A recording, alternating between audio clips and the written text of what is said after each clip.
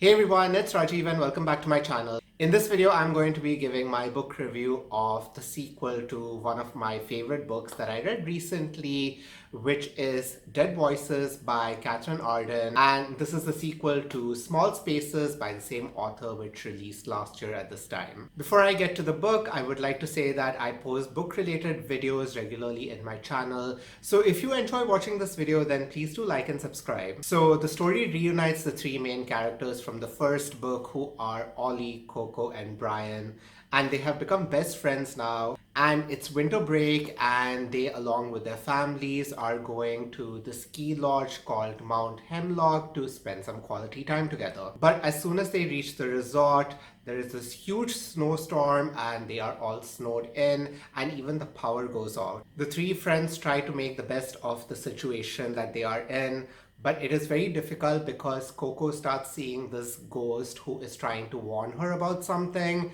and Ollie also starts getting these nightmares about this ghost girl who is trying to search for her bones. As if things are not strange enough already, this man named Mr. Voland suddenly arrives at the resort, and he tells that he is a ghost hunter and that he has come to the lodge to investigate some paranormal hauntings. As the group continue to stay in the resort, they start to realize that their lives are in danger and that they have to start hearing the dead voices in order to figure out if they can escape the resort alive. This book is the second book in the Small Spaces series, the first book being, of course, Small Spaces, and it continues where the first one had left off. I recently read the first book just a few weeks back, which I posted a video review on separately, and that book was a fun and creepy kind of read because the villains were mainly these haunted scarecrows. And unless you live in a farm or something where you see scarecrows daily in your life,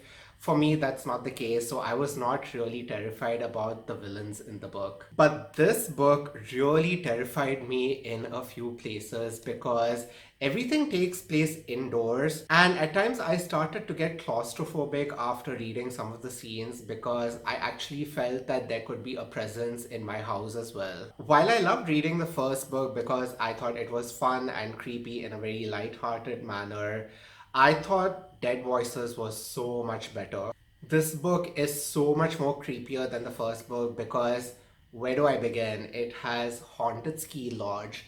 It has ghost girls who have their eyes frozen. It has this ghost boy who has a helmet for a face. It has this other ghost girl who is trying to search for her bones.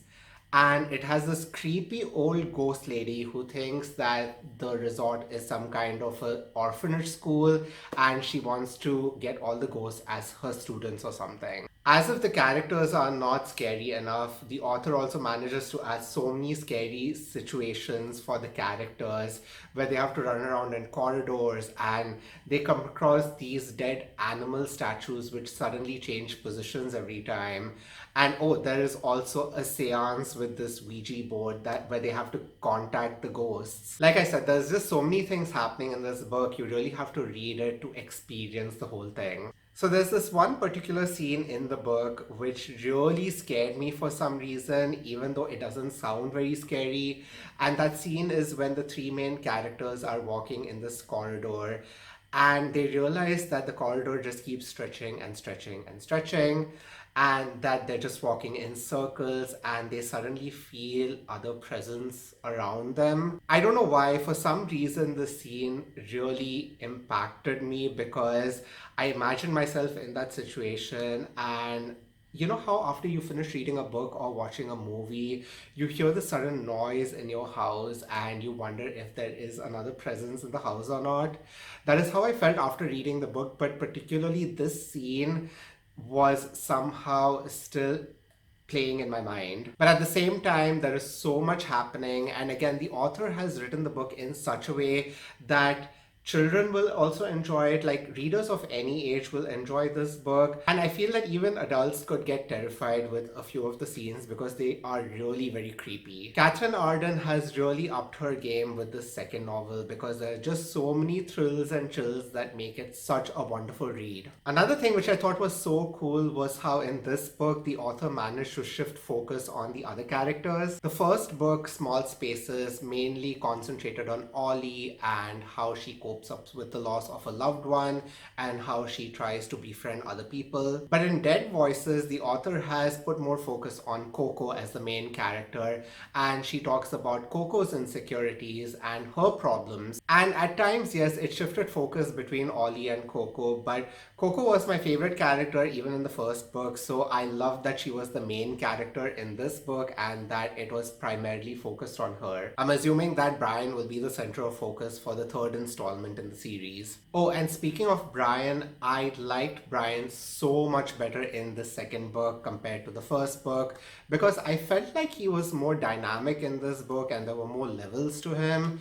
And I also love the blind confidence that he has in Coco, knowing that she will do the right thing, even if she does not have any self-confidence in some of the scenes. I love the whole chess game scene and how Coco checkmates the bad person and how she uses her tactics and ideas to just try and save everything and put everything into place. And speaking of the villain, and I'm not going to get into the spoilers over here and say who it is, but it was not too much of a surprise when I found out who the villain was. It's kind of expected, but it was still very entertaining to read. Even though Dead Voices can be read as a standalone book, there are quite a few references to the first book and there are a few characters also who are connected. So it is better that you read the first book, Small Spaces, before reading this one, although it's not necessary. Overall, I thought this book was a great continuation and sequel to the first book, and I thoroughly enjoyed reading it, and I would give it a full 5 out of 5 stars. Have you read any of Katherine Arden's other books, or have you read the books in this series? And if you have, then what did you think about it? Please do share your thoughts and comments on the section below.